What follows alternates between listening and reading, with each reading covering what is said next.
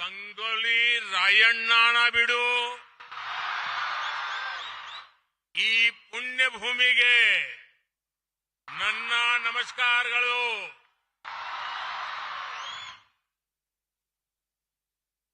कर्नाटका का ये क्षेत्र अपनी परंपरा, संस्कृति और ज्ञान के लिए प्रसिद्ध है। यहां की अनेक विभूतियों को ज्ञानपीठ पुरस्कार से सम्मानित किया गया है। इस क्षेत्र ने देश को एक से बढ़कर एक महान संगीतकार दिए हैं। पंडित कुमार गंधर्व, पंडित बसवराज राजगुरु, पंडित मल्लिकार्जुन मानसोर, भारत रत्न पंडित भीमसेन जोशी और पंडिता गंगूबाई हंगल जी को मैं आज हुबली की धरती पर आकर नमन करते हुए अपनी श्रद्धांजलि देता हूं। साथियों, साल 2023 में राष्ट्रीय युवा दिवस का ये दिन बहुत विशेष है। एक और ये ऊर्जा महोत्सव और दूसरी ओर आजादी का अमृत महोत्सव। उठो, जागो और लक्ष्य से पहले मत रुको। एली एद्ददेली गुरु मटवा तनका निल्लदी।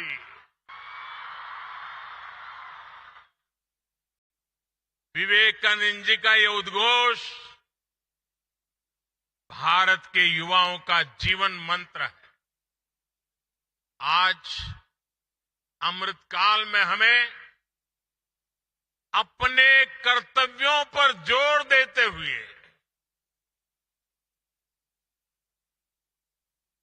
अपने कर्तव्यों को समझते हुए देश को आगे बढ़ाना है। और इसमें भारत के युवाओं के सामने स्वामी विवेकानंद जी की बड़ी प्रेरणा है। मैं इस अवसर पर स्वामी विवेकानंद जी के चरणों में नमन करता हूं। अभी कुछ दिन ही पहले कर्नाटका की धरती के एक और महान संत श्री सिद्धेश्वर स्वामी जी का देहावसान हुआ है। मैं सिद्धेश्वर स्वामी जी को भी आदरपूर्वक श्रद्धांजलि अर्पित करता हूं। साथियों, स्वामी विवेकानंद जी का कर्नाटका से अद्भुत रिश्ता था। उन्होंने अपने जीवन काल में कर्नाटका और इस क्षेत्र की कई यात्राएं की थी। बंगलुरु जाते समय वो हुबली, धारवाड़ भी आए थे। इन यात्राओं ने उनके जीवन को एक नई दिशा दी थी। मैसूरू के महाराजा भी उन लोगों में से एक थे जिन्होंने स्वामी विवेकानंद जी को शिकागो यात्रा में उनकी मदद की थी। स्वामी जी का भारत भ्रमण इस बात का भी प्रमाण है कि कितनी ही सदियों से हमारी चेतना एक थी।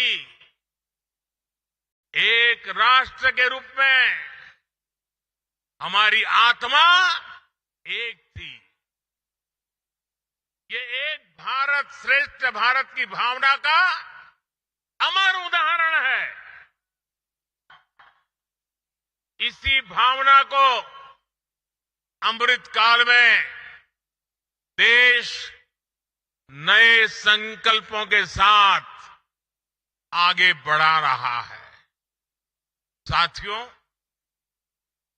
स्वामी विवेकानंद जी कहते थे कि जब युवा ऊर्जा हो, जब युवा शक्ति हो, तो भविष्य का निर्माण करना, राष्ट्र का निर्माण करना उतना ही आसान होता है। कर्नाटका की इस धरती ने खुद ऐसी कितनी ही महान विभूतियां दी है, जिन्होंने अपने कर्तव्यों को सर्वोपरि रखा। बेहद कम उम्र में असाधारण काम किए। चित्तूर की रानी चेन्नम्मा देश की अग्रणी महिला स्वतंत्रता सेनानियों में से एक थी। उन्होंने सबसे मुश्किल समय में भी आजादी की लड़ाई को नेतृत्व दिया। रानी चेन्नम्मा की ही सेना में उनकी साथी संगोली रायण्णा, ऐसे वीर योद्धा भी, जिनके शौर्य ने ब्रिटिश सेना का हौसला तोड़ दिया था। इसी धरती के नारायण महादेव डोनी मात्र 14 साल की उम्र में देश के लिए बलिदान देने वाले शहीद बने थे। युवा की जीवटता क्या होती है, उसके हौसले कैसे मौत को भी मात दे सकते हैं, ये कर्नाटका के सपूत लांस नायक हनुमन थप्पा खोपड़ ने सियाचिन के पहाड़ों में दिखा दिया था। -55 डिग्री तापमान में भी वो 6 दिन तक मौत से मुकाबला करते रहे थे और वहां से जिंदा निकल करके आए थे। ये सामर्थ्य केवल शौर्य तक ही सीमित नहीं है। आप देखिए, श्री विश्वेश्वरैया जी ने इंजीनियरिंग में अपना लोहा मनवाकर ये साबित किया कि युवा प्रतिभा किसी एक दायरे में बंधी नहीं होती है।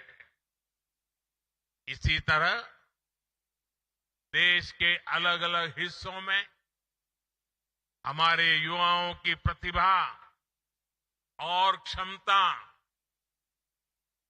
एक से एक कल्पनातीत, अविश्वसनीय उदाहरणों का अंबार लगा हुआ है। आज भी मैथ से लेकर के साइंस तक जब दुनिया के मंचों पर प्रतियोगिताएं होती हैं, तो भारतीय युवाओं की काबिलियत विश्व को विस्मित कर देती है। साथियों, अलग अलग कालखंड में किसी भी राष्ट्र की प्राथमिकताएं बदलती है, उसके लक्ष्य बदलते हैं। आज 21वीं सदी के जिस पड़ाव पर हम भारतीय पहुंचे हैं, हमारा भारत पहुंचा है, वो उपयुक्त समय सदियों के बाद आया है। और इसकी सबसे बड़ी वजह है भारत का ये युवा सामर्थ्य, ये युवा शक्ति। आज भारत एक युवा देश है। दुनिया की बड़ी युवा आबादी हमारे देश में है, हिंदुस्तान में है। युवा शक्ति is the driving force of India's journey. The next 25 years are important for building the nation. Yuva Shakti's dreams decide India's direction. Yuva Shakti's aspirations decide India's destination. Yuva Shakti's passion decides India's path. To harness the Yuva Shakti, we need to be young with our thoughts, with our efforts. To be young is to be dynamic in our efforts. To be young is to be panoramic in our perspective. To be young is to be pragmatic. Friends, if the world looks to us for solutions, it is because of the dedication of our Amrit generation. आज जब दुनिया भारत की तरफ इतनी उम्मीदों की नजर से देख रही है, तो इसके पीछे आप सभी मेरे युवा साथी हैं। आज हम दुनिया में 5वें नंबर की अर्थव्यवस्था है और हमारा लक्ष्य है कि हम इसे टॉप 3 में लेकर के जाएं। देश की ये इकोनॉमिक ग्रोथ हमारे युवाओं के लिए अपार अवसर लेकर आएगी। आज हम कृषि के क्षेत्र में दुनिया की अग्रणी ताकत है। कृषि के क्षेत्र में टेक्नोलॉजी और इनोवेशन से एक नया रिवॉल्यूशन आने वाला है। इसमें युवाओं के लिए नए अवसर पैदा होंगे, नई ऊंचाइयों पर जाने के नए रास्ते खुलेंगे। स्पोर्ट्स के क्षेत्र में भी आज भारत दुनिया की एक बड़ी पावर बनने की तरफ अग्रसर हो रहा है। ये भारत के युवाओं के सामर्थ्य के कारण ही संभव हो पा रहा है। आज गांव हो, शहर हो या कस्बा, हर जगह उफान पर है युवाओं का जज्बा। आज आप इन बदलावों के साक्षी बन रहे हैं। कल आप इसकी ताकत से फ्यूचर लीडर बनेंगे। Friends, this is a special time in history. You are a special generation. You have a special mission. This is the mission of making an impact for India on the global scene. For every mission, a foundation is needed. Whether it is economy or education, sports or startups, skill development or digitalization, in every domain, A strong foundation has been laid in the last 8-9 years. The runway is ready. The runway is ready for your takeoff. Today, there is a great optimism in the world towards India and its youth. This optimism is about you. This optimism is because of you. And this optimism is for you. Today, there are global voices saying this century is India's century. It is your century. The century of India's youth. There are global surveys saying majority of the big investors want to invest in India. These investors want to invest in you, India's youth. Indian startups are getting record investments. Many global companies are setting up manufacturing plants to make in India. From toys to tourism, defense to digital India is making headlines across the world. So, this is a historic time when optimism and opportunity are coming together. साथियों, हमारे देश में हमेशा से नारी शक्ति को और नारी शक्ति ने राष्ट्र शक्ति को जागृत रखने, राष्ट्र शक्ति को बढ़ाने का काम किया है। अब आजादी के इस अमृत काल में महिलाएं, हमारी बेटियां और नए नए पराक्रम करके दिखा रही है। भारत की महिलाएं आज फाइटर जेट्स उड़ा रही है, सेना में कॉम्बेटिव रोल्स में शामिल हो रही है। साइंस, टेक्नोलॉजी, स्पेस, स्पोर्ट्स, ऐसे हर क्षेत्र में हमारी बेटियां बुलंदियां छू रही है। ये उद्घोष है कि भारत अब पूरी शक्ति से अपने लक्ष्यांकों की ओर बढ़ रहा है। साथियों, हमें 21वीं सदी को भारत की सदी बनाना है और इसलिए ये जरूरी है कि हम वर्तमान से 10 कदम आगे की सोचें।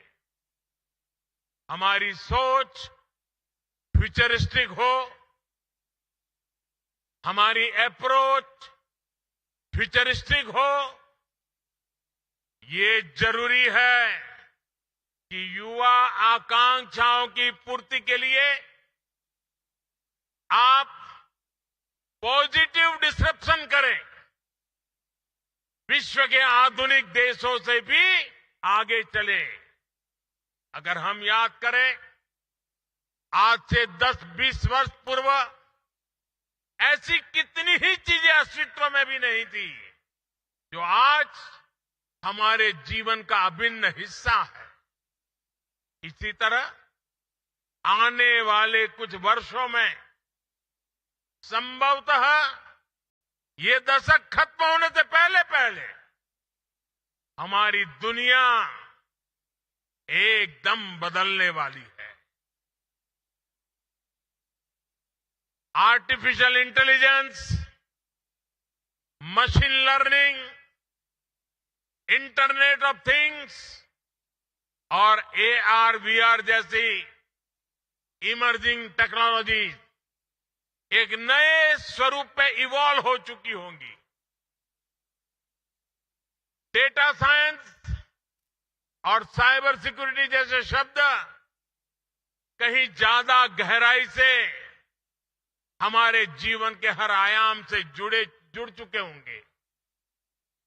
हमारी शिक्षा से लेकर देश की सुरक्षा तक, हेल्थ केयर से लेकर कम्युनिकेशन तक, सब कुछ एडवांस टेक्नोलॉजी के जरिए एक नए अवतार में दिखने वाला है।